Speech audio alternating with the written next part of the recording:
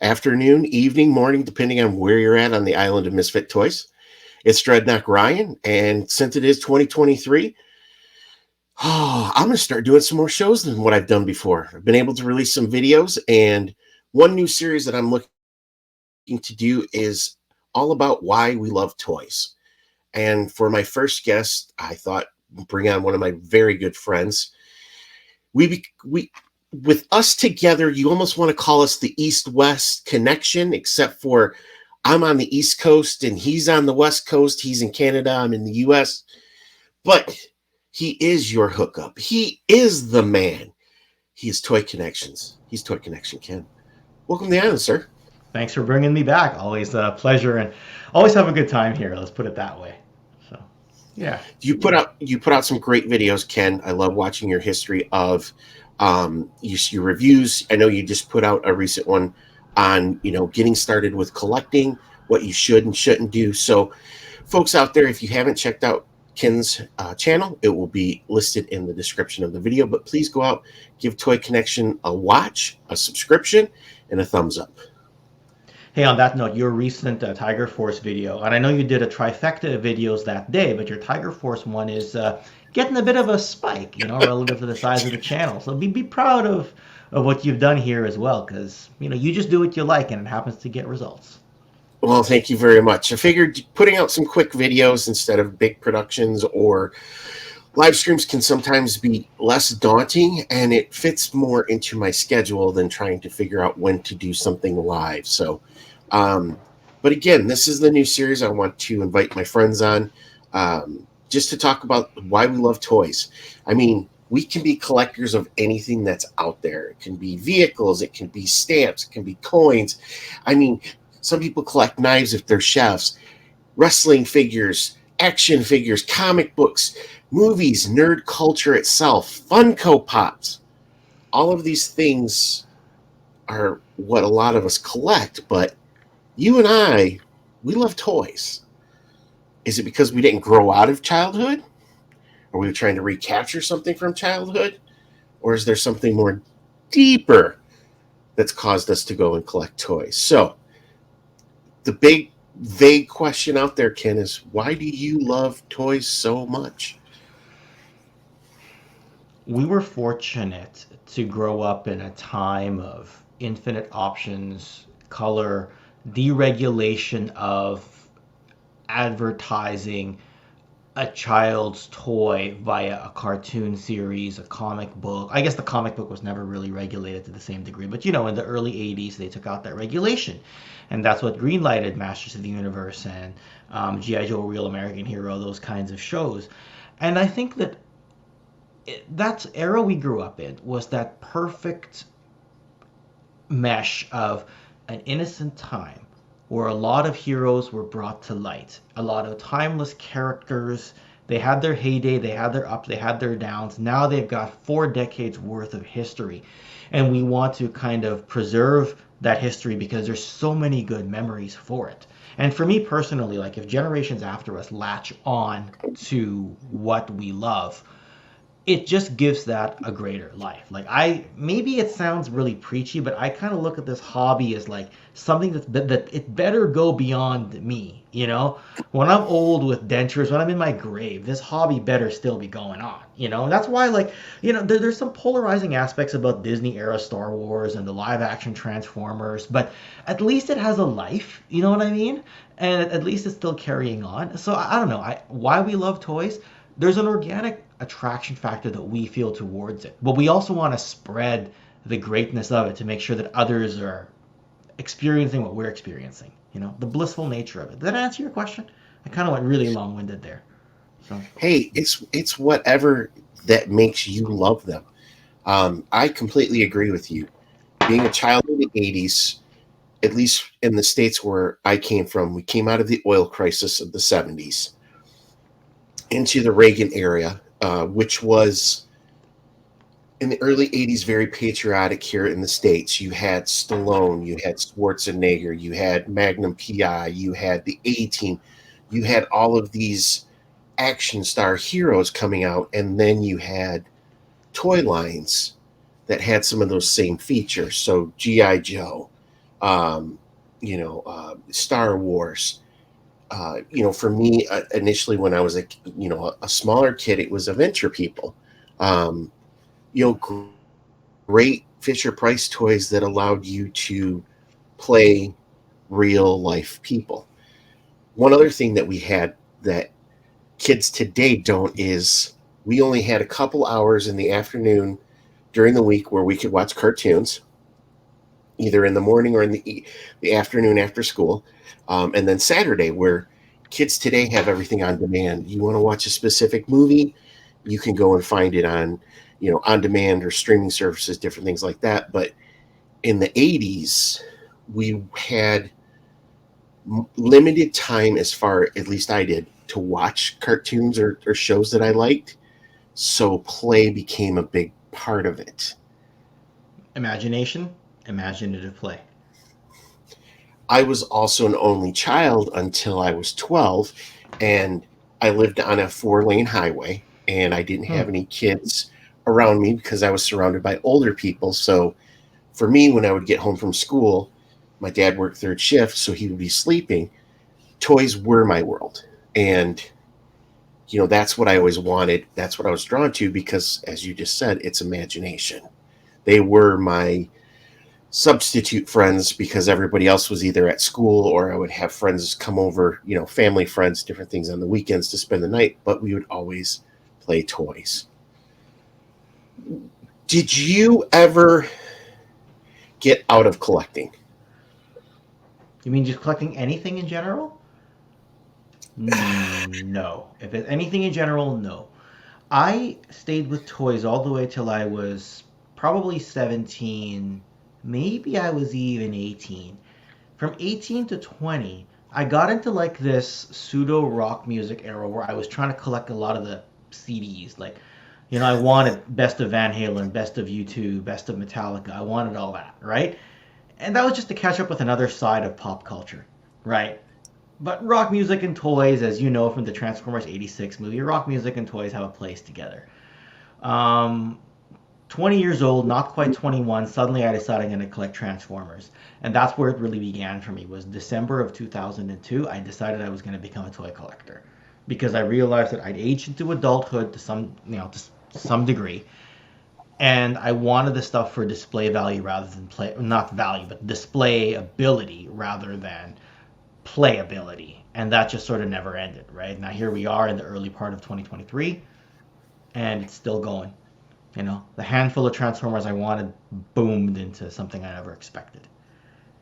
Now, when you got back into collecting Transformers, I guess I'm trying to remember if Transformers were still in stores, or did you have to source them from other places like friends or Hmm.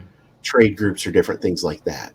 Okay, yeah, so combination of the two. Like if I went to Toys R Us, they did have the commemorative series reissues at the time. So they had select characters like Ultra Magnus. Like, there was a few that had gotten into that like Hasbro era reissue.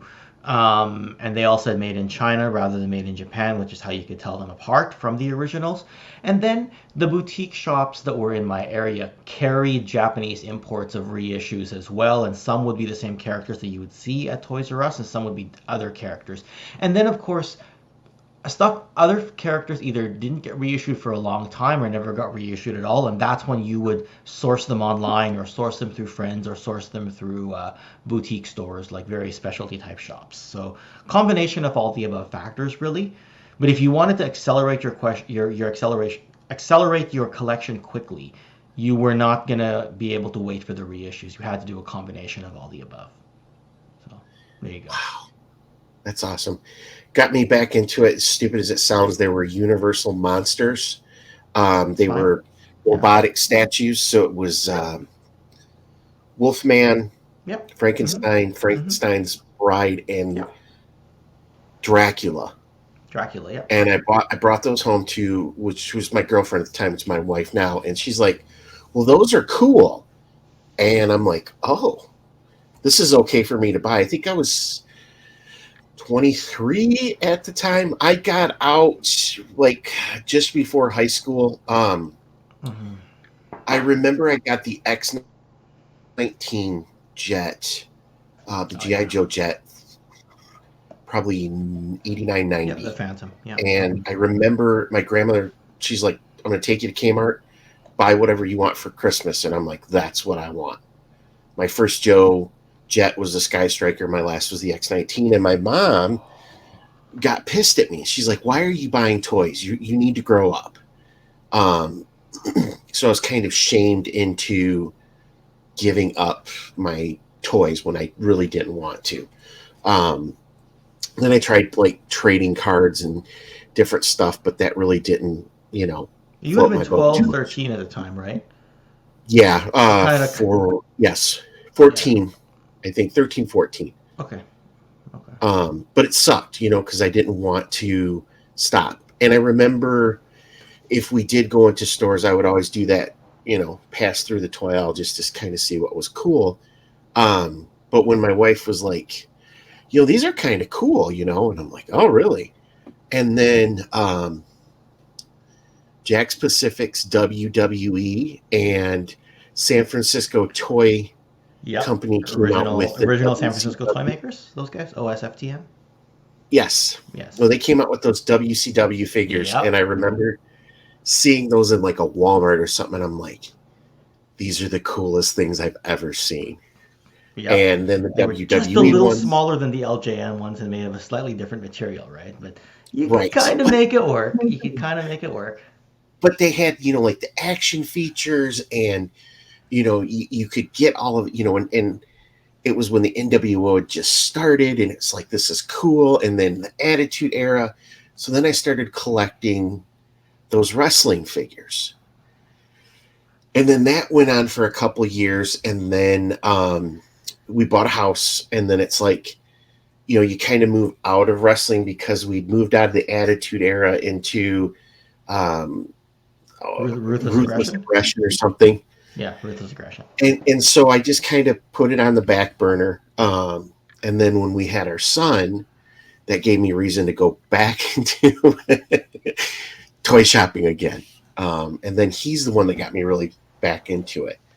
Um, I remember seeing the G.I. Joe live action movie. I was in Niagara Falls, New York, training for a job. And I watched the movie because it was my day off. And there was a Toys R Us like right next to the Cineplex. And it had been forever since I'd been at Toys R Us. And I went in there and they had all the toys up. And I'm like, all right, I'm going to buy a couple. Just a couple. Yeah, I know. I said the same thing once upon a time, but go on. And then it was just like the floodgates opened. Mm-hmm. Uh-huh. Then it was the 25th, and then it was the 30th, and then it was the 50th, and I was back into collecting Joes, and then I'm like, I want to buy some vintage stuff. So let me get the vehicles I never had as a kid. Let me get the vehicles I had as a kid. And that was how it all started. You talk about Transformers, but what line did you move on to, or or did the sickness start giving you the excuse to find other lines to move into? That's exactly what happened. Is I summer of 2003. So now we're about half a year ish after I decided to get back into Transformers. I saw a few GI Joes in the display case at the local shop, and I bought a few. I bought General Hawk. I bought, version 2 Storm Shadow, or maybe I had version 2 Storm Shadow as a kid. No, I bought it there. I bought it at the shop.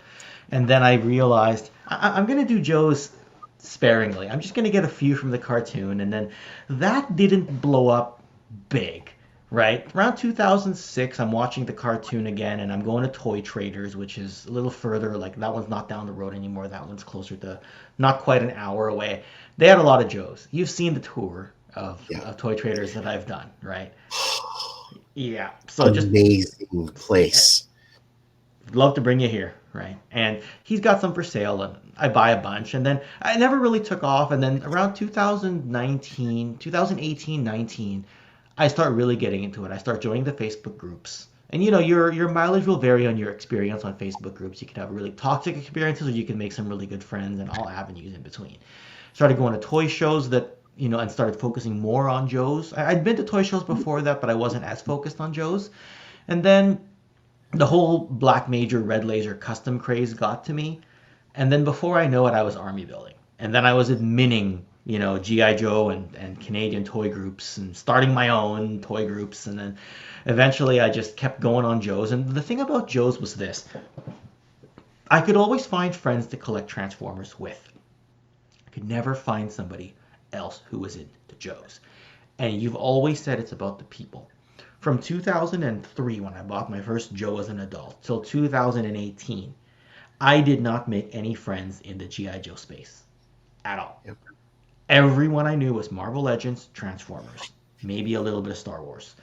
And then once I started having people to collect with, my collection of, you know, 60 or 70 Joes suddenly became 100, then 200, then 300, then 400. And I think the physical count of the number of Joes I have, because of all the army builders, and sometimes I buy multiples of each army builder, I think my physical count of Joes is more than my physical count of Transformers. Right? Now, when I have a Transformer that's worth a bit more, because I've had those friendships longer, like, you know, some going back almost 20 years, they start getting rid of more expensive pieces. And then eventually you start, you know, instead of buying, you know, several, you know, Joes for a few $100, you're buying one Transformer that you don't get a chance to buy for a few $100.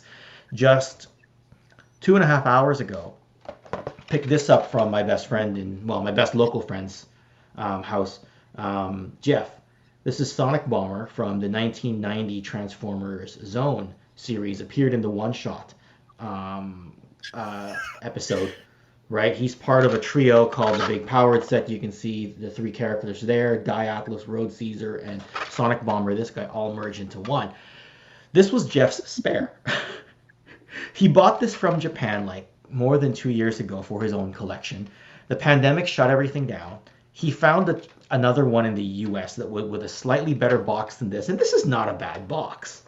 But he bought one with a slightly better box with the instructions, paperwork, and said, now my spare from Japan, the one that was originally going to go into my collection, has now shipped. Do you want it? Sure. I go and I pick it up. That's what I mean. It's like my Transformers collection might have more rare pieces and more stuff I can talk about because I've been in that local community longer, right? I'm not a big name in the Transformers industry at all, but in the local community, we all kind of know each other. So I'm able to source those hard to find Transformers more. And I have a story behind each one, as you can tell. But my physical count for G.I. Joe's number of figures is more. No, so you see how much I like toys. And it's the community that helped me the most as well. I remember we found Joburg on YouTube, and Yep. it was a flag video, and Yes. When they sent it that out to sale. hooked me. Yes. And you know, it's Steve and Rob and Paul, Paul. Yeah.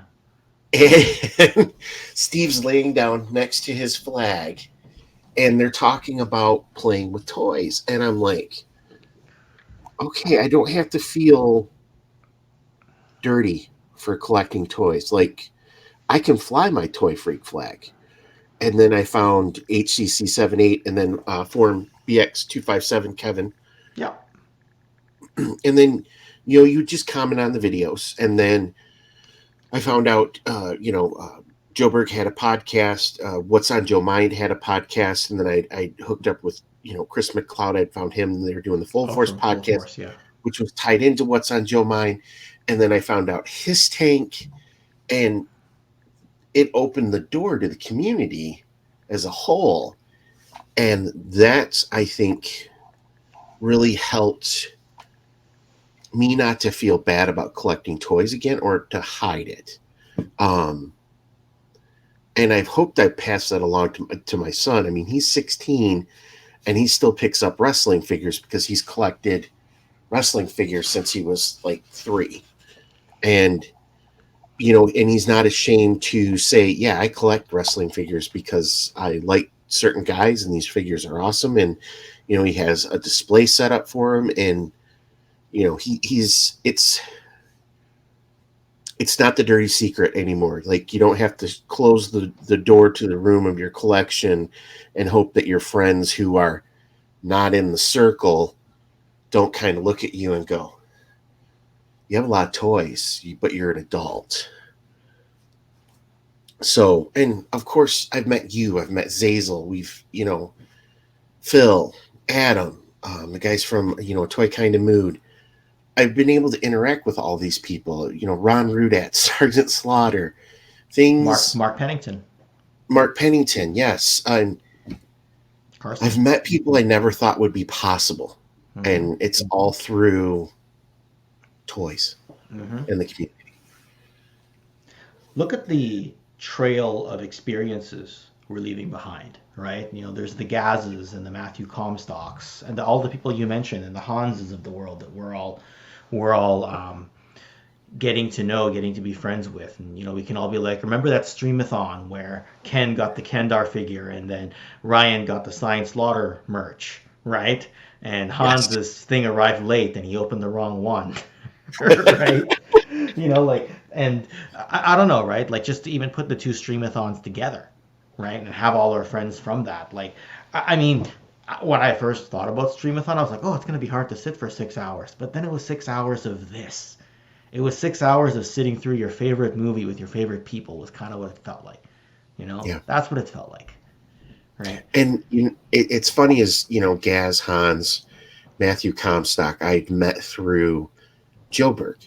Mm-hmm. We commented on videos, we commented in the live streams. We had interacted with each other, before we all found each other. And it was just like, lifelong friends, even from the start. And everybody's located all over the world. It's not like it's in one specific area. I mean, we've got friends every corner of the globe.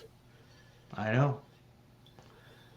Um, the thing is, as well, when you do buy toys, like even if they're cheap, even if they're expensive, if you got a story behind it, there is a certain level of elitism that I want to stay away from. Like I have met people on Facebook who were like, "Oh, I've got this and it's worth this much." And I spent this much. I don't know if we talked about this last time, but like there's a lot of figures out there that are not cheap. Like this is not cheap. But what attracts me to this is not the price. Yeah, there's the victory factor of getting it because it's a hard to find toy. It's the second one I've seen in over 20 years, right? I've had this in my collection before. But it's the fact that I could tell you that it's from the Zone one shot series. It combines with two other bots. The name Sonic Bomber has been used in subsequent Transformer series. There's things that there's at least some level of attachment rather than what I got in my collection and you don't and he doesn't. I'm like, okay, you just go over there. You could have a rocket firing Boba Fett. I don't care. Just go over there. We're gonna Right. talk about our love here, not our love for our ego, our love for the shared hobby, right? So yeah. And I think that happens with every fandom where you'll get folks that, and there's not anything wrong to be proud of the collection you've created. Your gallery of toys, that you have curated over, time. But it's about sharing the to me, okay? I enjoy when people share why they collect their toys. I get joy out of seeing somebody excited about talking about, why like Star Wars is important to them and how they've been collecting for this long. And you'll see like the toys that made us, where you'll have folks that will come out and they'll explain why, they collect this certain thing. And it's not a look at what I have that you don't. It's more of a this is why I love this so much. And there's lines that I won't get into. I have to limit myself to, a narrow focus for collecting because I have a tendency to be, I have to collect everything. And when you start falling down different rabbit holes, and you cover this with your video, when you about collecting is, like you talked about the turtles, get the main four turtles. Get these guys if you're starting. That's hard for me not to go, well, I'm going all in. So for me, I moved out of my modern style GI Joes. I gave some away. I sold some. I traded away some because I've moved to classified. I enjoy the 6-inch scale figures because they're just posable.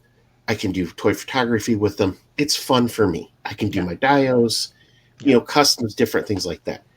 It's also available, and I don't have to pay crazy prices for whatever I'm looking for. Yes. But that doesn't mean I can't enjoy somebody having that rocket firing Boba Fett, or you may have those Indiana Jones figures that that were run off after so long because nobody bought them, and you've got the complete collection. I think it was Wilhelm's Wilhelm the channel toy. Yep. where he had the MASH stuff, Yes. Yeah. I and don't. I Yeah. was blown away at how cool that those MASH toys are. To me, like Wilhelm has a fun channel. He's like you. He chills out. He has a good time with the toys. That's my favorite video of his because you know how much I love histories, and he educated me on something that I had no clue about. No clue Right. about. Like the repository of Ken broadened after that video, right? And that And was that was great. Scuba Pete does the same thing with his toy collections. When you see some of the stuff that he has, you know, Yes, very much. Zazel with everything Sarge, Sergeant Slaughter. Yep, he can There's a tell you ton all of the channels. variants. Yeah, he can tell you all the variants about Sarge. You Right. know, there's channels out there that do that tremendous job of curating the histories of specific toy channels. I consider your channel one of those as well too. But that helps me understand what other folks collect for, and it gives me an appreciation of some of those lines as well. Your Transformers. I'm not a Transformers guy, but God, seeing those Transformers that you've shown and that you've explained in different things, it's like, that's an amazing world to collect from. And the history, the fact that it did come from Japan, and the Transformers that Hasbro brought over here were from a number of different Yep. lines. Yep. Diaclone and microchange. Yes. So that meant that's what the scales were different from. And even with GoBots or Voltron or any of those, Robotech. Right. Yeah. Robotech, yes, those toys all came from Japan, and they all had a different backstory or cartoon over there than what we got over here. And a lot of times the Japanese versions are better. Well, yeah. Um, I mean, Transformers, the first couple seasons are by and large the same as far as I know. I haven't watched them, but just through reading the story, they're like, yeah, it's the same, but it's translated. At some point, it diverges and gets its own path as well. And then, of course, Macross over there was like partially the same as Robotech here, but Robotech adapted other animes and merged it into Robotech. So like you're right, there can be a significant difference if you're a hardcore collector of that brand. And yeah, with the history of like things like Transformers, I mean, I just want to create that catalog people can come back to and be like, I want to learn about this. And I don't know if you've been to, I know we talk about His Tank a lot. I know Surveillance Port was big and it still is on Instagram. Serpentor's Lair is another like entertainment slash GI Joe website. And when I went to post a video there, because Adam from Serpentor's Lair is a patron of Toy Connections, so I often make an effort to post stuff there so he can easily embed it on the site and reshare it. Because it's easier if I post it there than he reshares it. I'm like, well, you're a patron to me, so the least I can do is post it there. I was posting the latest video today about the collector tips, and there was a comment left last week about on my history of Transformers 1985 that I put an explanation in there about why the deluxe Insecticons never made it into the cartoon. The regular Insecticons did, but the deluxe Insecticons never made it because it was from the company Takatoku, who also made the original Macross figures. So Hasbro didn't want to market those figures given that Bandai had bought the molds after Hasbro had licensed it. So there was a comment left there about saying, I did not know why the deluxe Insecticons were never shown on TV, but now you've told me. And now it's the first time I've heard that explanation. And I'm like, if I enriched your knowledge to the point that you can add that to your interested things you always wanted to learn, I've helped somebody out there. And that was worth more than, the effort that I put in was worth it for comments like that. And, I don't even know the person. I can't even remember the username. But if you're out there, you made my day. Well, and watching the toys that made us, you saw how a lot of these toy companies really flew by the seat of their pants with Yeah. some of these toy lines. And I think one thing that's really missing from our community is an honest discussion from the people that make the toys about how and why decisions are made. I think you can piece together different things as far as what tooling costs are. Hmm. And a lot of that I found out through, like friends of ours who have done Kickstarters, Ben and Mark from Skeletron, Delta 17. We're talking to Carson about, what he's doing with his line. Longbow, Yep. Strike Force, Yeah. And when you talk to them and they explain the tooling cost and why they do different things and why it's important to do that, you're like, okay, this all starts to make sense. And then you start to wonder, well, why do not, why are why does this figure have this many deco hits and this one doesn't? And then you find out, like from Mark Webber, they go, oh, there's a budget. And you're, well, why can't they just make the figures the way they should? And it's like, well, because each brand has a budget that they have to stick to. And Transformers is a bigger brand. They sell more toys throughout the world than what GI Joe does, and especially with classifieds. It started out smaller because they weren't sure how it was going to sell. But Transformers, you can put out Transformers and it will sell like hotcakes. Interestingly enough, that last year, Geek Dad Life put out an episode um, with Mad Hatter and Craig from Toy Anxiety, and they asked the question about could something like a HasLab Sentinel slash Galactus size figure go to retail? And John, um, very underrated, that guy's knowledge, very underrated. He mentioned that the Titan class Transformers have gone to retail every year. And I was like, I should have noticed that. Because those Titan class Transformers are a comparable size. They're a little shorter than a Galactus and a Sentinel. I don't think they're quite as big. They might be. I'd have to check my Scorponok, but but what he said that there's less detail in terms of like lighting and things like that. But what I was able to interpret, even though he didn't say it in so many words, is that because Transformers is that proven brand, before tooling costs went up, they were already producing products at that size and scale. Marvel Legends hadn't produced, like, they was all 6-inch figures and then a build a figure that was a bit bigger. Marvel Legends hadn't gone to that size before, and it was unproven in that scale, right? So while you can take the precedent from Transformers, Transformers has its own budget, its own track record, and the things it can get away with. Also, all those Titan class Transformers all went to clearance at Ross. Now, we can interpret that because it went to Ross, but they kept making more. They probably sold enough to be worth it. Clearanced a bunch, brought the next Titan class in, sold enough, clearanced a bunch, Marvel Legends, I think they didn't know where that breaking point would be. Like if they could do the same thing the Transformers did with Titan class Trypticon or Metroplex, where they know we can sell X amount, then we got to clearance it.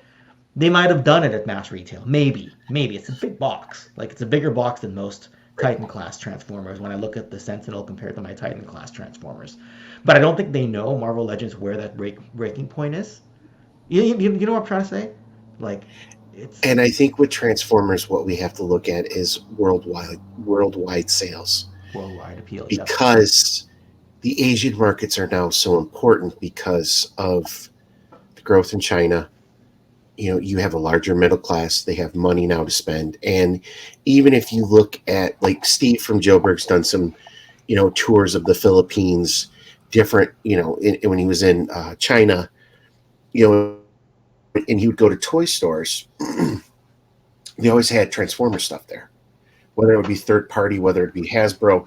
They dominated a lot of those stores. So I Hmm. think retail knows that those are winners.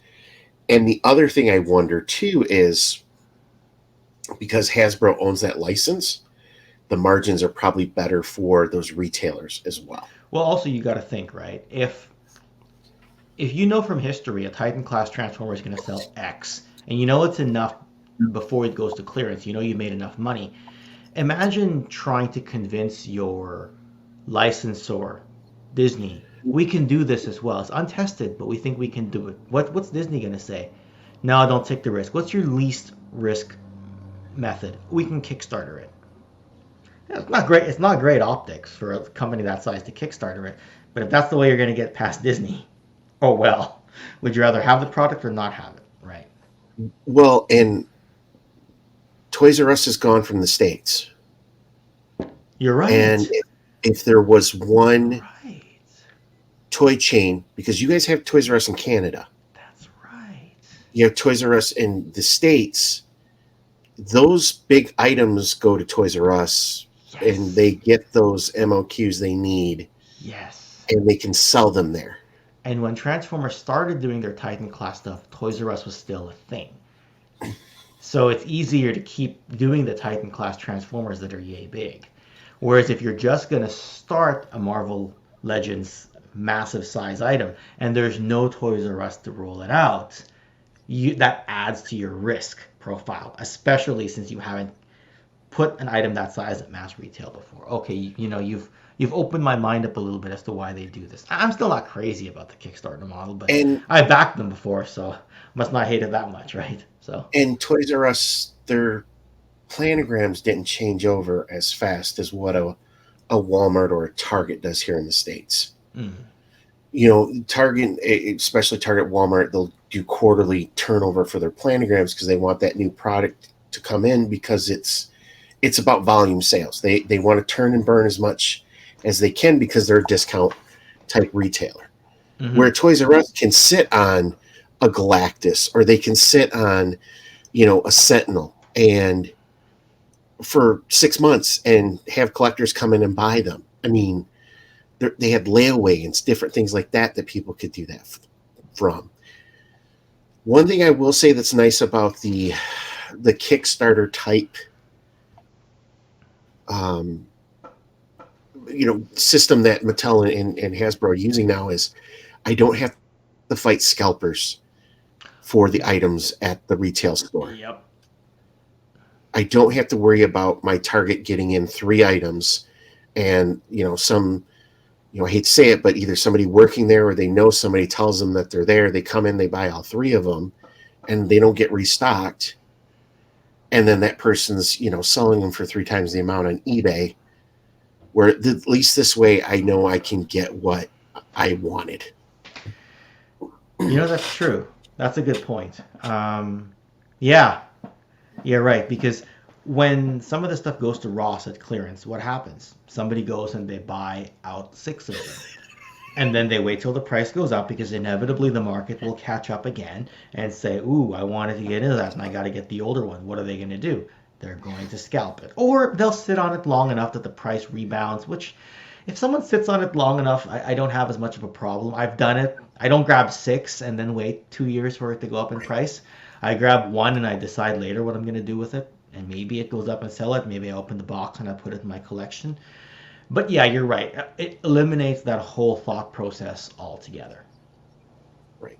And I've done it. I mean, I'm a Dreadnoks fan. And if there's one figure line that I still have from vintage to modern to now, classifieds, it's Dreadnoks. And I bought BBTS had the Slaughters, Marauders, and the Dreadnoks. I think they were 7 packs. Mm-hmm. And it was like $90 for both sets. Mm-hmm. And I bought them. and I wasn't going to use keep the Marauders because I wasn't able to get the San Diego Comic Con Sergeant Slaughter. Yep. Uh, so I sold that second one for what I paid for both of them. After I sat on it for a little while. So And you know what? You sunk the money in, so I mean, you didn't buy it with the intention of sitting, like, sorry, of just dumping it on eBay 5 minutes later. You know what I mean? Those are the ones that drive me a little crazy, right? And if you sat on it a little bit and decided later, is one thing. If you took a picture before you even left the store and put it on Marketplace right away, because we've seen people do that. You know, it's like, man, sitting leave in the this shop at least leave garden. the store first. Like, it's bad enough if you marketplace it right away, let alone you haven't even left the store. So, Oh, that's so true. Oh, okay, we've picked on the bad stuff. Now I want to ask the big question. We make fun of you because if you see a movie or you see something, you go, I wonder, can I find those figures and start picking those up?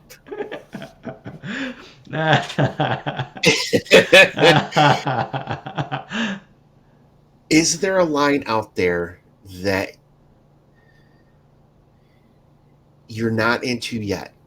Or maybe you just dipped your toes in, but you're like, man, I really want more of these.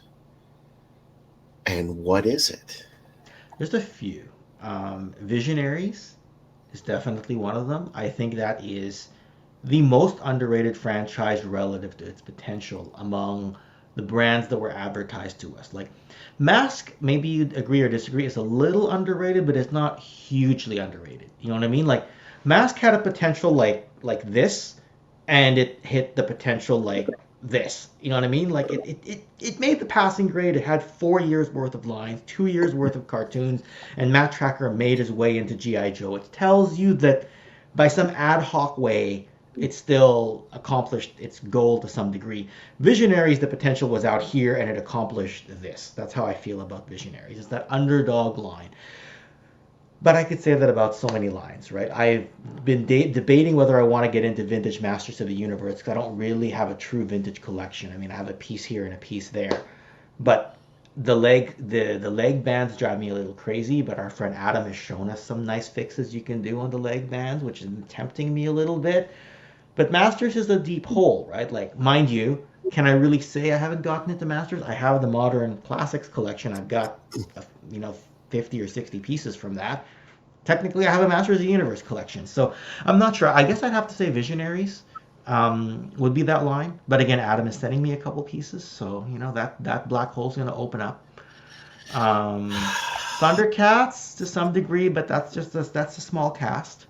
You know, Vintage Turtles. Like, I have some Super 7 stuff. I have some NECA stuff. What about you?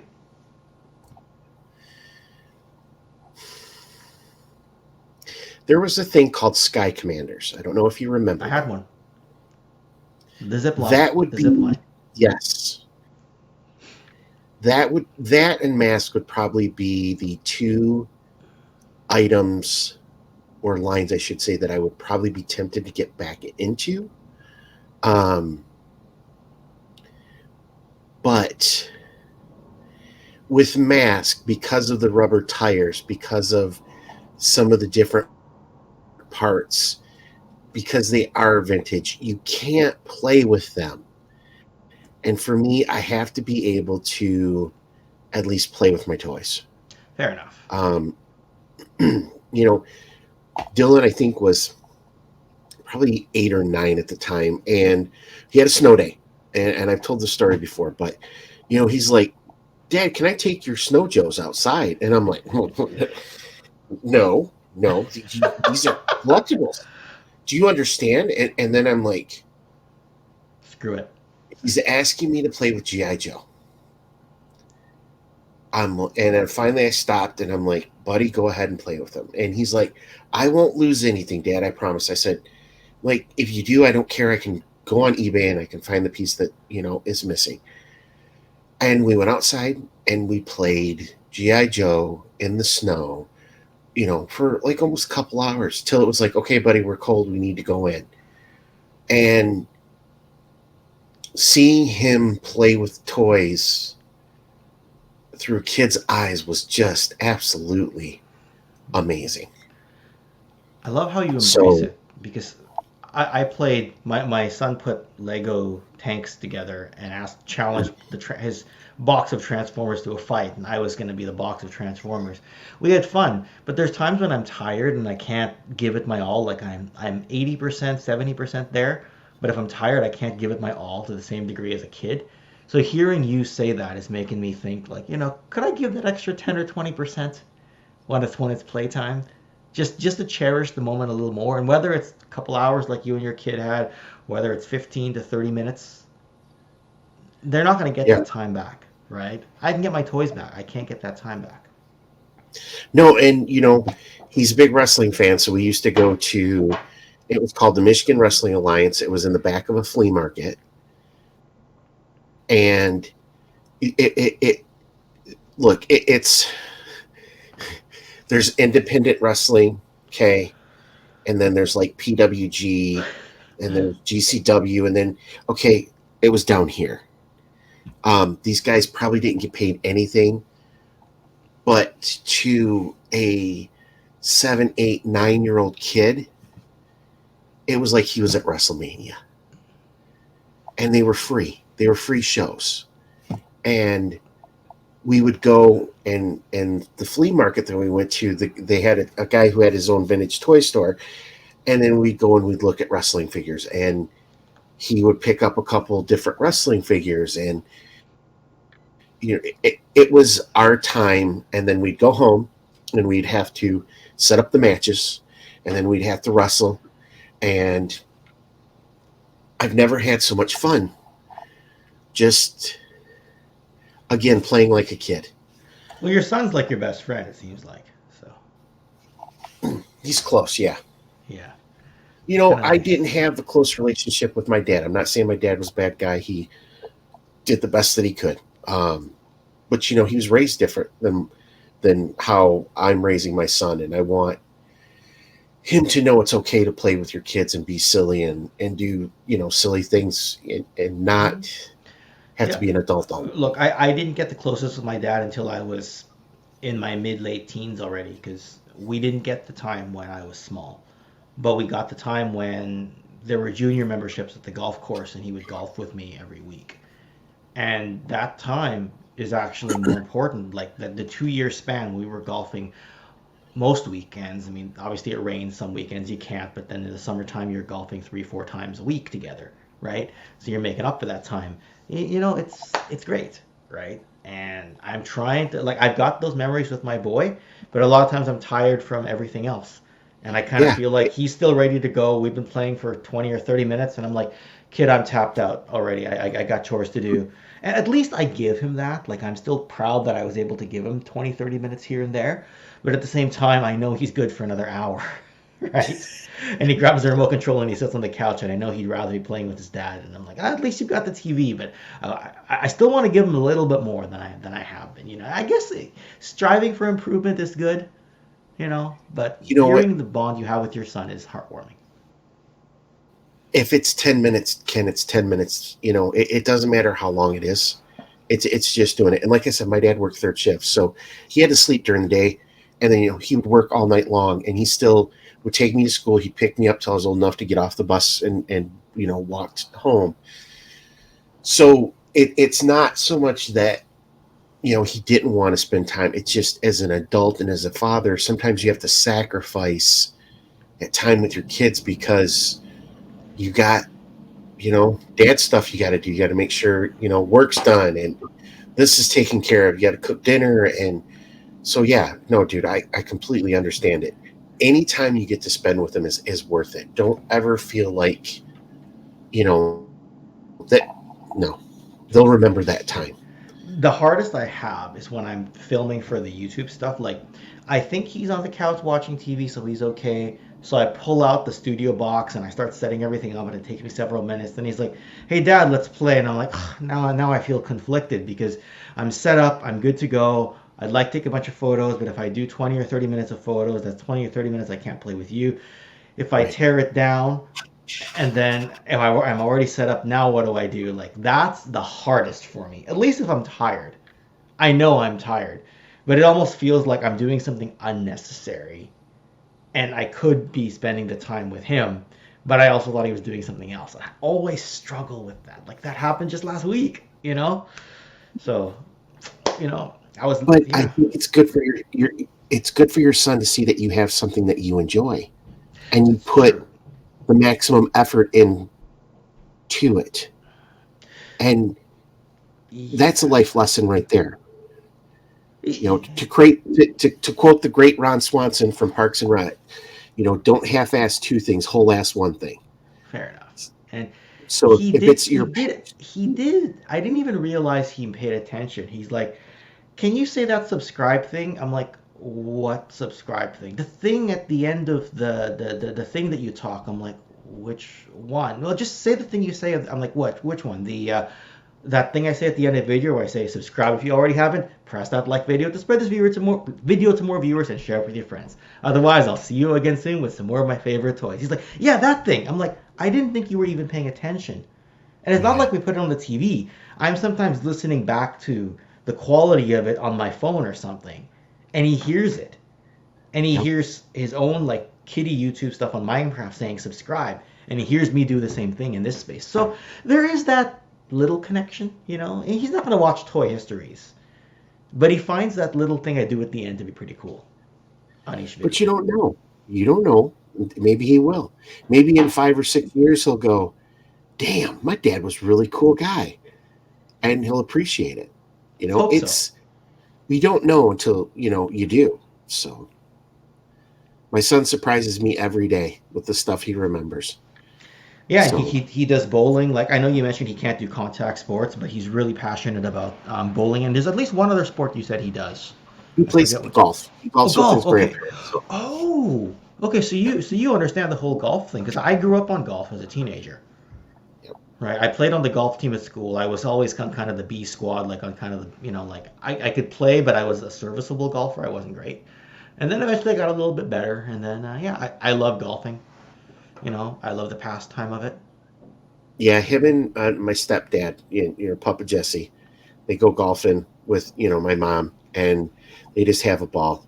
Because those two are like, I can outdrive you now. I can, and it's like, leave Don't your you grandpa love that alone. He's in the though? 70s. When I started out driving my dad, and I didn't have the greatest drive in the world, but when I could outdrive him, I was like, gotcha, gotcha. So, you asked about other lines I wish I could collect as well, but I didn't mention this one because I'm already into GI Joe. But with my love of toy histories, I want to get into some of the '60s and '70s GI Joe because to me that's like the inception and the genesis era of the action figure, right? And there's a certain love for toy history, especially when it ties into the core brands I'm into, right? Like my core brands will always be Transformers, GI Joe, wrestling, somewhat Star Wars, Mask, Motu, TMNT, like that's somewhat Right. like that. But anything that fed into it, like the big gym creatures and the micro change and Diaclone, those molds were taken one for one, but you know what I mean. And GI Joe downscaling it from 12 inch to 3 and 3/4. I just love the paradigm shift and the history of it and the development of it and what it led to. Like, I'd love to get a '66 Green Beret, put it next to Lieutenant Falcon, and be like, this is the shift of the Green Beret. Get the classified Falcon, and go one step further and get the Green Beret from Call Sign Longbow and say, this is the offshoot of the people who grew up with this brand. And this Falcon is the offshoot of the people who grew up with that other 12-inch brand. Like, I want to put all the dots together. You know what I mean? That's why I do the evolution of toys. Speaking of which, I'd like to do another evolution of toys type of video. You know which ones I So do, right? So yeah. my very first GI Joe was a 12-inch GI Joe that was one of my dad's or my uncle's, and it was the Army GI Joe because my grandpa Sweeney was part of the 101st Airborne during World War II. And I remember playing with that toy every time we'd go over there, and I absolutely loved it because I thought it was my grandpa. And he had a M1 Garand, so I absolutely fell in love with that particular rifle. And I always wanted one. And then my father in law, who was a ranger during Vietnam, had traded his M14 for M1 from Korea, and Yep. he had it, and just he didn't know that I liked him, and so I told him the whole story, and I'm like, I'd love just to shoot it, and he's like, well, I've got one, and I'm like, well, is it okay for us to shoot it? And he's like, yeah, you just got to load it up, and I'm like, okay. He's like, so here's, you got to load the ammo, so I had to, load the bullets, because that was his thing. That was our thing we do together. We'd load ammo to go out and shoot because he was particular. And then Yep. for Christmas, he gives me the gun, like 3 years ago As a gift, like recently. as a gift. Yeah. So, it's just funny how you fall in love with something as a kid. And then when you get it as an adult, and I mean, I've got a real one, but, even now, for like my Joes and stuff, the during the modern era, the um, Crimson Guard, I think it was a Toys R Us set. Hmm. Crimson Guard came with like an M1, and I still have a couple of those, even though I don't have those figures anymore. So I'm hoping Gridiron creates one soon so that I can have an M1 for my classified style figures. But you see how you made the connection there from your grandfather to the weapon to eventually getting that gun as a gift, right? And yeah, Gridiron. I mean, they're making a lot of good stuff. Like I love the 112 scale. I mean, I was talking to Chad when he reshared our Delta 17 stuff, and I had mentioned to him that as much as I love the 112 stuff, I still think that the best world building scale, and you'll agree with this, 3 3/4 inch is better for generalized world building, right? Even army building, like, I'll get 10 Crimson Guards, 10 Bats, but for classified, I'll get two. You know what I mean? Like, Yep. what I like about the 112 scale is when I got into Marvel Legends in the 2000s, I always wished all the way back then it'd be cool to get G.I. Joe on the scale. When we finally got it in 2020, it scratched a long, long itch for me. How deep I go into classified, I'm not sure. I just know I'm enjoying the ride now, right? Yep. And I'm enjoying that it's giving us that same joy of the Black Series, Marvel Legends. You can say wrestling and Motu Classics to some degree, but those figures are a little bit taller. Same with the McFarlane DC multiverse figures; they're a bit taller, but you're getting a flavor of that with GI Joe. But I always feel like the core GI Joe will always be 3 3/4 inch, right? Classified will be like servicing the modern scale and current trend, which hopefully becomes a long-term trend and not a short-term trend. But you know what I mean, right? So I think everything is cyclical. It will yeah, get to the point where it's whatever is out there that people like. I think was it who did the original Marvel? Toy Biz, Thank you. yeah, Toy Biz started that 6 inch type scale, yeah, they did. and and then when Hasbro got the license, they came out with the 4 inch Marvel Yep, Marvel figures, Universe. Yep. and then those Toy Biz collectors are like, these suck. We want the bigger figures because superheroes didn't have planes. They didn't have any of that That's stuff. right. You didn't need the world building with them, right? And then Star Wars came out with the bigger figures, so that brought collectors back in who maybe weren't there. They didn't want the 5 POA anymore. You get all this articulation and you get the figures that you want.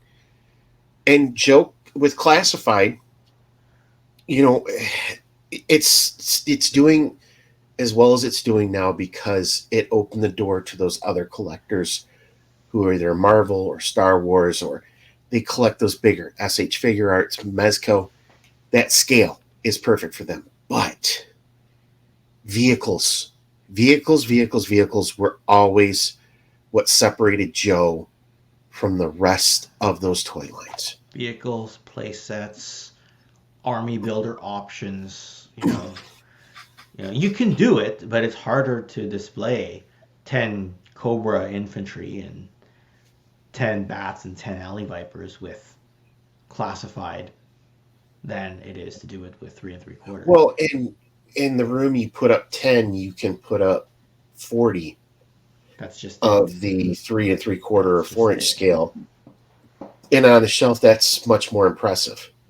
Yeah, I'm just looking back at my Motu classics right now. Like I got 4 Horde troopers, 4, 5, 4. But either way, not it's not 10, right? It's not Right. 12, right?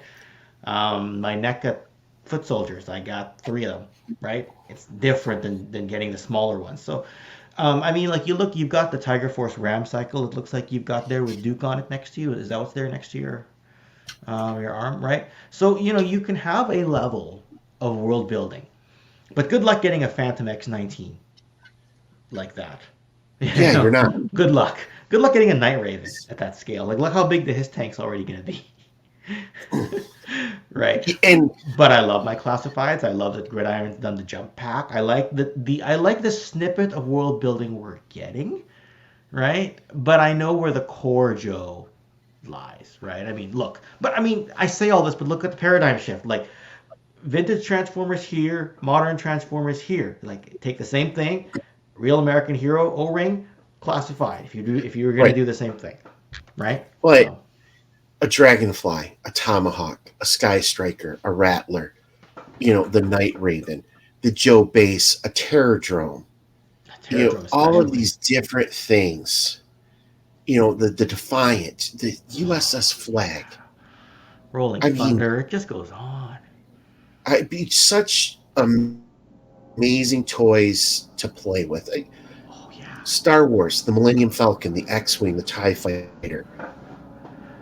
Those were so big for us when we were kids, and the bigger scales, you just can't do that. I mean, You can't. I've got 2 Robo Skulls coming, and literally, it's going to go on this shelf.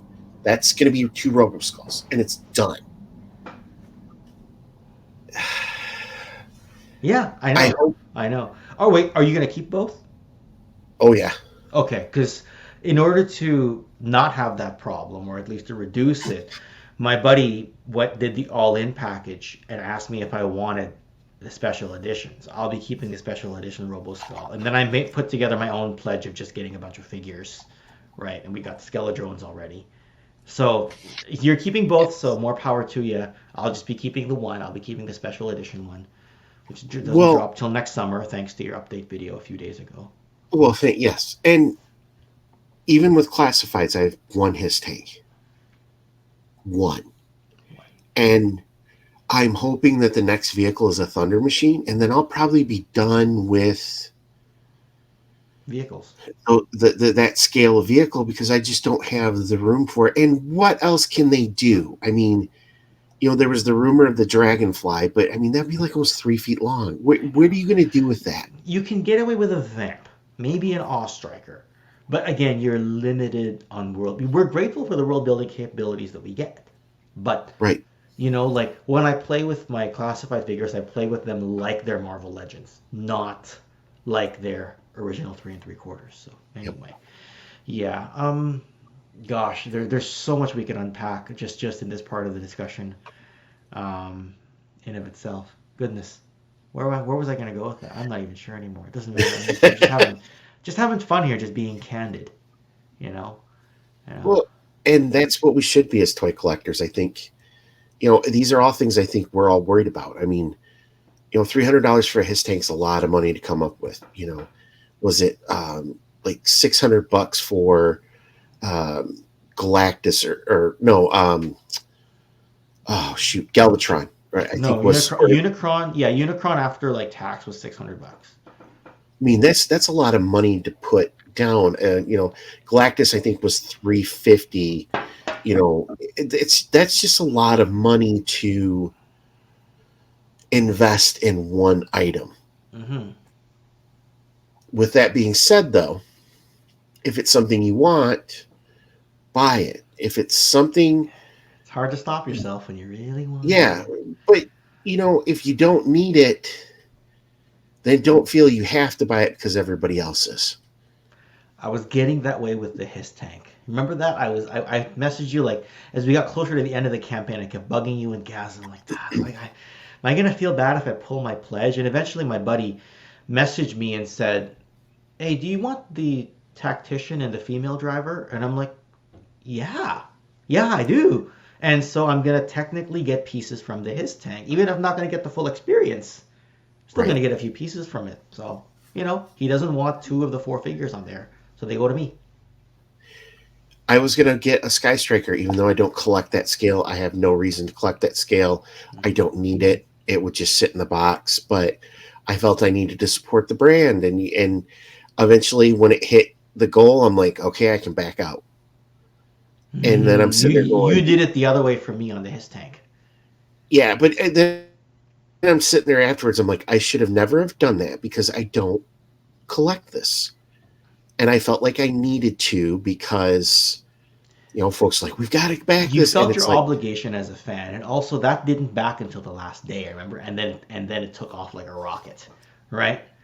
Um, Speaking of which, you mentioned some of the bigger sets. I'm gonna get some runway of time because my wife and kid have to go visit my in-laws in a couple weeks here. I may pull out my Terror Drome, my vintage Terror Drome out of storage, and do some sort of a review on it. I think it's time. I haven't seen that thing in a few years. I think it's time. one of the best play sets they've ever made. Just such a fun play set to I have. haven't been able to touch it in years. I put it in like it's buried so deep in storage. I'm gonna need some time just to get it over here, right? Just to get it on the table. I think I'm gonna do that. And that's another thing I think as collectors, storage. And for me, I can't.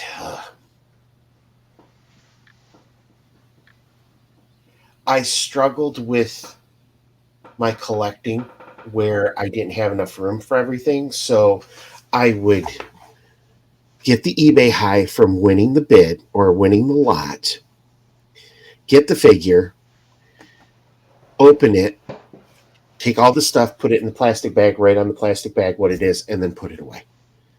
And I got to the point where I'm like, I have all these big plans of what I want to do with all these figures, and I've not done anything with them. And that really started to bug me because and I'm not accusing anybody else of this. This is just me. I felt like I was just hoarding to hoard the figures so that I could say I had the most Vipers, the most Cobra Troopers, the most Crimson Guard, green shirts. I had figures, two or three of the same ones because, well, this paint app was a little bit different than this. And, I might want to do a custom, but this, and then it's like, you've got a serious problem. And I had to have an honest conversation with myself of going, Ryan, you've got to get this under control because we can't do this. Um, and when I decided to go to classified, I also had a collection of MCU figures. Mm. So I had all of them, and I had a lot of the hard to find ones, all of that stuff. And I sat down and talked with my wife. I'm like, I've got a problem. Um, I really want to collect these classified lines, but I think I need to liquidate everything else. And she's like, well, why do you think that? I'm like, I need to be able to focus in on one line so that I don't feel overwhelmed by everything I have. With my Joes, I would buy a figure and forget that I already had it. Yep. I've done that once. I've done that a few times. And that really started to bug me. And I'm just like, I need to stop. I need to make a change. So I liquidated all my MCU stuff. That just about killed me. Um, and then I started to liquidate all my Joe stuff. And the guy who had the flea market, I gave him first dibs at pretty much everything. And my son got a lot of trade-in dollars to buy his wrestling figures, and I got cash that I could start, with my classified. And that's when I really started just to limit myself, so that I was feeling very overwhelmed with everything I had, and I didn't like that feeling. So you and Um, Gaz are always reminding me because let's face it, I go through that as well. Go through it all the time. Um, I have this weird FOMO thing when it comes to toys where, and the FOMO is more like if I'm not collecting it, loading up information on it. Maybe that's why I made the video that I put out earlier today. Maybe that's why I rant about it on Patreon sometimes. Is that I have a hard time letting go of a line and saying I'm done with it. Because every time I've said I'm done with something, I was done with Mask a couple times over. And I bought it again and I said, that's it, you're not going anywhere this time. You know? It's like the girlfriend you went back to kind of thing. Right? You're not going anywhere this time. Right? But everyone's mileage varies, right? Like when you embraced classified, you went into the sub teams, you went into the exclusives, you went into the HasLabs, right? I drew the line at the sub teams. I drew the line at some of the exclusives. I didn't get the deluxe Zartan. I got the regular version, and that was it. A lot of people wanted the extra masks and the Master of the Sky stuff. I just wanted the stuff that I was attached to from the Sunbow cartoon, plus characters like Kamakura, because as you know, I'm attached to that character from the Devil's Do run, right? Like you saw the video I did on that. I went back and explained Kamakura to everybody. And suddenly that video started doing really well. I'm like, oh, they announced classified. Now everybody wants to know what it is. That's cool, right? But yeah, and it just goes back to why do we love toys? Because we have a certain connection to them, right? yeah, There's certain toys that we don't like. A lot of us are not into Funko Pops, right? I'm not into like creatures and bugs. So as much as our buddy Adam from Go Figure loves his Sectars, just for the puppet feature, I can't stand the look of them, right? right.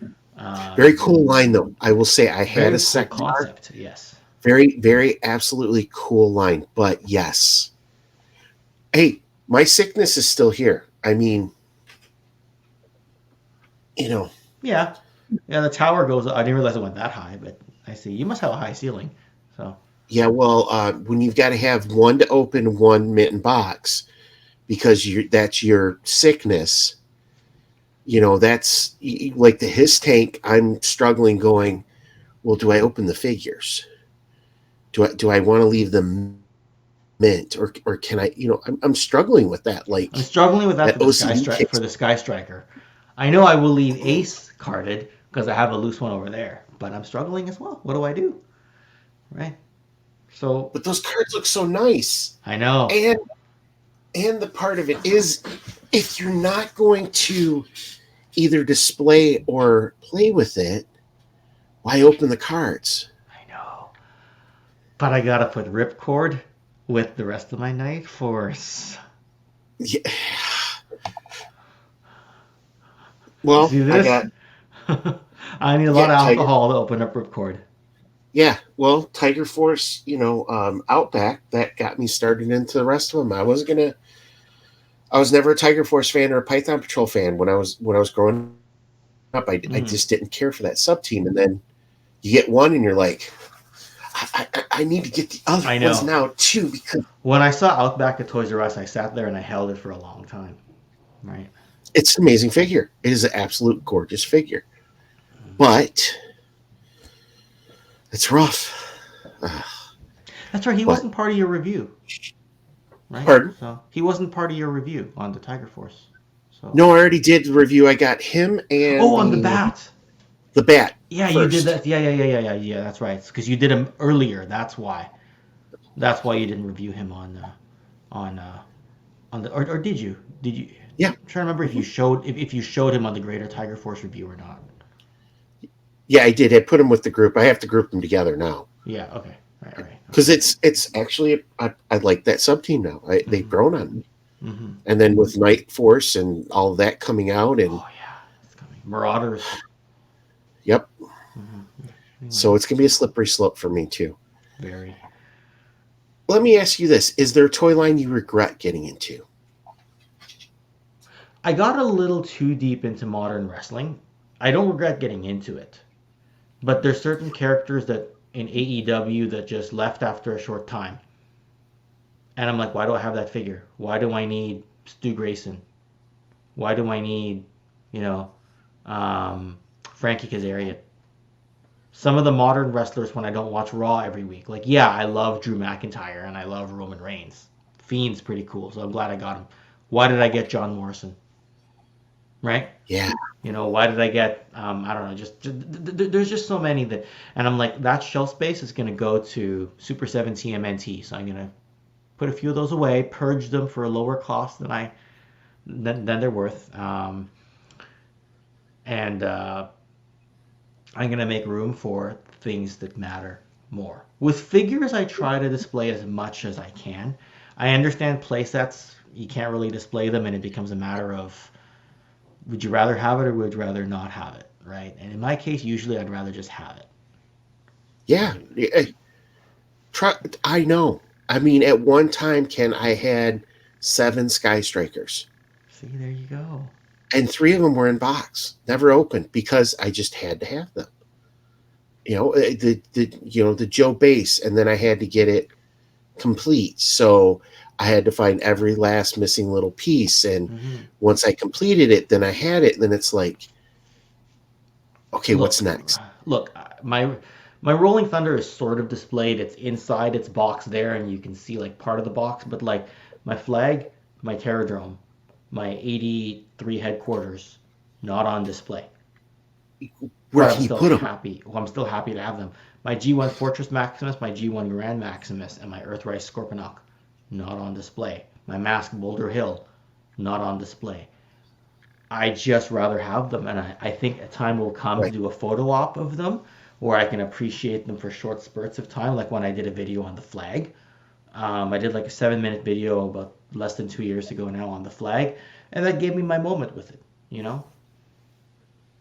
But it's just hard with how large those are to find some place to put them when you have a family, or you don't have a 10,000 square foot warehouse that you live in where you can just have all your toys out because space. Oh, trust me, if I had tried to max out how much mortgage I could borrow, I wouldn't have my collection. So you're damned if you do, you're damned if you don't. I suddenly have the space to collect them, and I wouldn't have a collection, right? Um, or you can get them, but then you can only display them like bunched up really tightly like this, right? People always tell me your figures are too close together. I'm like, yeah, and there's nothing else I can do about that. So Right. tough luck, right? All my Hot Toys are in storage, right? For that reason. I've got a haul of armor, like 3 armor bays for Iron Man in the 1/6 scale, all in storage. You saw them on my collection tour, right? I mean, it's the way it is, but I can pull them out for discussion purposes, and that'll be good enough. That's another complete rabbit hole we'll have to talk about one day. That whole 1/6 Hot Toys. Those are amazing figures. I mean, it's crazy how detailed that they get. The soft goods, clothes, all of it's just absolutely amazing. Is there a 80s pop property? And I'm going to kind of say it like this. We know we collect our toys and we love the toys that we did. And you talk about a line you'd like to get into with Visionaries. But like, I remember like Hot Wheels or Muscle or like Garbage Pail Kids were big. Those kind of, I don't want to say like just cheap, but they were more cost effective collecting items that you loved as a kid, but as an adult you go, why did I ever get into that? Hmm. Hmm. You're wondering if I had a line like that, and I don't. You were better than me. I don't. Did I go a little deeper into Power Rangers than I should have? Um, just like I said about like getting some of the wrestlers that I have no attachment to. Yeah, there's a little bit of that feeling, but No, I never did the Hot Wheels for the sake of getting a car. I never did the muscle just for the sake of filling out a collection. Even though those are good lines if you've got a way of collecting them that makes sense that isn't just hoarding. But yeah, I didn't have that. What did you get into that made you feel that way enough to ask the question? I want to say Tonka made them, but they were either 5 packs or 3 packs of different armed forces groups. And they were almost like army men, but they were painted. They had the details on them. I can't think of the name of the brand, but I had all of those. And I thought these are just the coolest things until, as an adult, I'm like, these were just army men that had deco. And the army men that you could buy back then, I mean, I could get this, barrel jug for $3. Yep. And it would have vehicles in it and barbed wire and everything else. And here I'm spending all this money on these figures, and I'm like, these are just junk. They don't have no articulation. It's like, why did you buy these? The one line that I regretted ever getting into. But the fact is, you can't even remember the name, which means you've largely purged it from your memory. So you've already taken the first big step towards forgetting that memory. That is true. That is So true. I'm going to put that into perspective for you. All right, last question, and then I'll let you go. You can only collect one character from any of the toy lines that you have, but you can have every figure. Who's your choice? Ralph.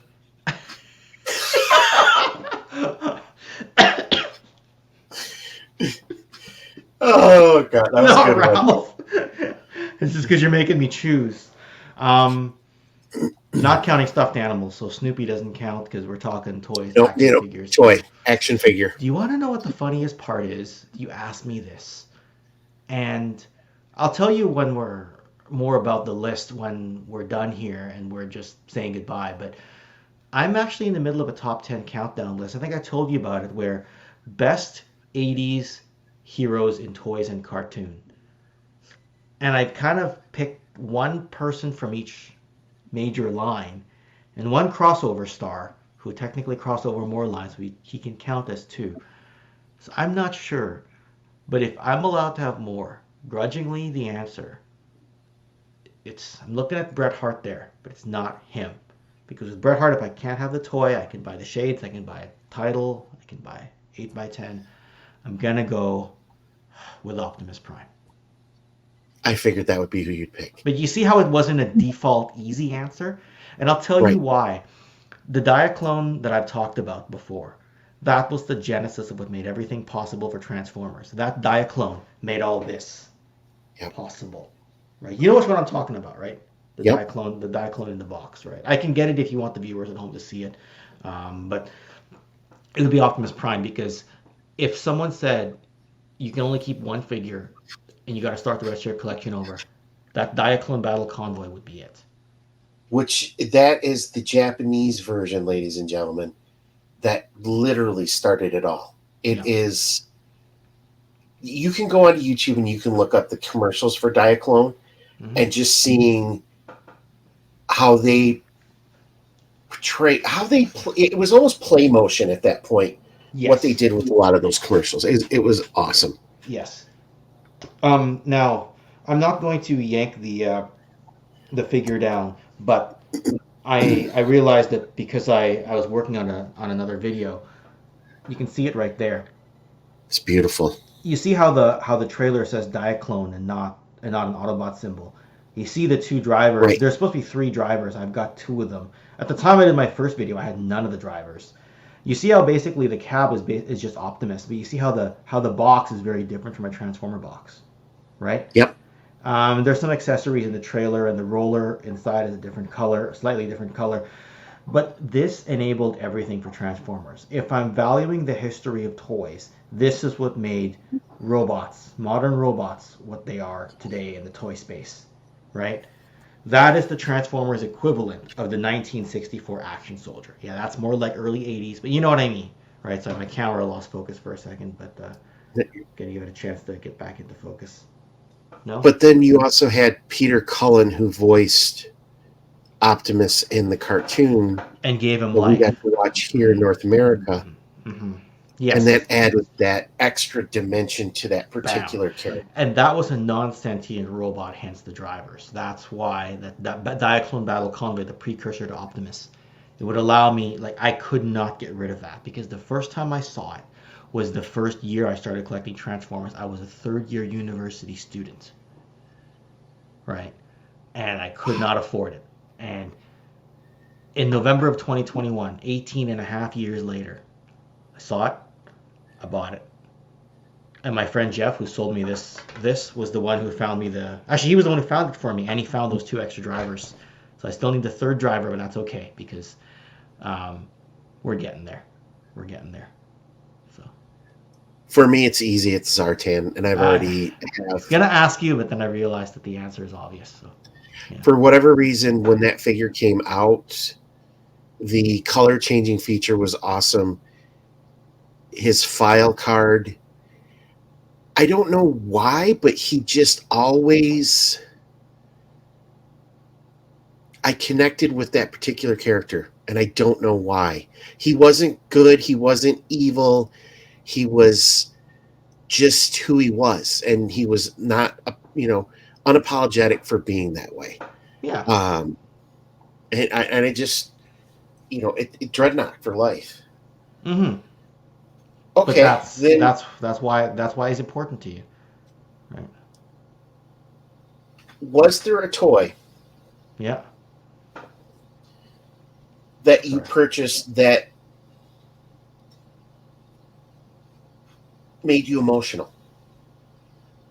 That was it, the Diaclone Battle Convoy, The because it, Diaclone. it, it culminated the decades, the 18 and a half year journey to get it from the first time I had the chance to buy it. Sorry, the camera's driving me crazy because That's it's, it's okay. not it's not autofocusing. Okay, Is now it it's one of those autofocusing. things you're just like sitting there and you're like on the way home and you're like, I can't believe I got this. I I can't got believe I that I got got that this. in November of 2021. I still can't believe I got it. Right. I look at it right now. And people are like, you got to display that better. You got to move it to the center of the collection, put lights on it. I'm like, I don't care. It's up there in the corner because that's where it fits. I still see it. I still display it. I love it. There's no piece of my collection that embodies that's the center point of my collection. Everything. Look how many figures I got before I found my anchor.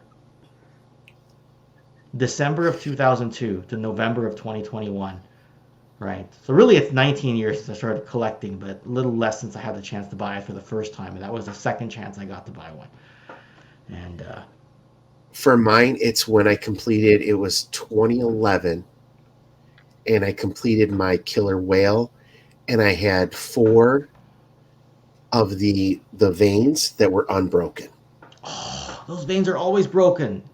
Every vein you look You, at is broken in the do you know universe. how many lots I had to buy of stuff till I could find, piece together? And I put them all on the whale one time, put it all together, put my cutter figure in there, put a few of the other Joes, and I'm like, I finally got it. And then I took the veins off, put them in a box, wrapped them in tissue paper and bubble wrap, And never look at it and put again. them away. And you were wise to do that. Yeah. Yeah. This is how bad it was. When I took the killer whale, I decided to sell it, and I talked to my guy at the toy store. I'm like, look, I've got this. It's complete. And he's like, the veins are unbroken. I'm like, the veins are unbroken. I'm like, this is what I have to have for it. This is what I have to have for it. And he's like, okay, I'll do it. And I'm like, okay. And he basically did this. He's like, I'm going to take those weather vanes and I'm going to sell them, all four of them, for probably $250. And that's what he did. That's And, awesome. he paid me, I got $450 for it. That's what I asked. And I mean, I had everything. I had the tips for the cannons, everything. Um, and then he turned around and he sold Did you all have of the my box? Did you have stuff the box pretty too? quick. No, I never had the box for any of them. I didn't. I, I had a chance to get a couple of them, but I'm just thinking, I'm not spending the extra money just to have the The cardboard. cardboard, yeah. You know why though? Because like he could probably sell the unbroken veins on their own to another collector, and he probably had the broken veins to put on to complete the rest of your whale. Is probably what he had. Because you still Yeah, can have a complete whale with broken accessories and still get good money for that. Then the right, four veins that are unbroken, you can sell them to a hardcore collector who right. already has a An whale. idiot like And me who had to have it. I had a moray with the original lens piece yep, for the spotlight too. I mean, that's it yep. took me forever to track that down. Well, just so you know, like how much did he pay you for that whale? 450. American, right? So Yep. I'm just trying to convert that to Canadian. Yeah, so that's about what this cost, right? So just giving you an idea, right? So But that's a rare item that you have there. That it's is very rare. rare. It's very rare. It's the third or fourth one I've seen in person in 20 years. Second Yeah. one I've owned. I mean, a lot of people have like a lot of the hardcore collectors have them, and they even have the instructions and the original catalog, and they have all that. But yes, it's not an easy piece to get. That's shipped from Japan to my friend Jeff. So It yes. would be like if, getting the Night Force killer whale or the Night Okay, Force that's exactly boomer, what it is. Yes. the F-14, the all black. It's those rare toys that were Yes. limited run. But I still think that Transformer is still harder to get because it's from Japan.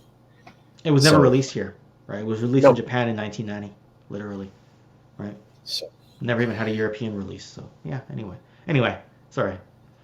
no, that's. But see, this is the thing. There's such a rich history for all of these toys. I think it's also part of the reason we fell in love with them. If it wasn't the entertainment, it was the story. And as you get older, you appreciate more and more of what it went into them. That's what Toy Connections is really all about. Like, yeah, I deep dive the histories, but you can tell those history videos occupy a lot of bandwidth for me. The scripting is difficult, the B-roll, the shooting, the editing, the clipping, researching. Sometimes I'll even send my script to an expert, have a look at portions of it. And I have not gone anywhere near where I want to go with the amount of history I want to throw on this channel. I'm nowhere near my goal, right? I want to do more years of Transformers, more years of wrestling, more years of G.I. Joe. As I gain confidence, do other toy lines. Even if I don't have the footage, maybe I can say to somebody, hey, have you got a bunch of photos from this particular year of that toy line? I'll script it. I'll just send me some photos so I can work around it or Right. something. I might even go that far. I want to leave a trailblazed history people can come back to and be like, I can find it here, right? So Well, that's my like I said, goal. a lot of those toy companies, those designers, the marketing managers, the brand managers, they were flying by the seat of their pants. And some of those stories are absolutely amazing. And as toy collectors, you want to know the history of your favorite figures. Look, Cobra was an 11th hour decision. The name Masters of the Universe was an 11th hour decision. It was supposed to be called Lords of Power, right? The Yep. LJN wrestlers from the toys that made us, they weren't supposed to be that big. The toy companies or the retailers fell in love with the size of the prototype and said, okay, we want them this size, right? Flying by the seat of your pants to see what sticks. How many companies turned down turtles before Playmates took them? How many companies turned down Star Wars, right? Mego and Mattel both turned down Star Wars before Kenner took it.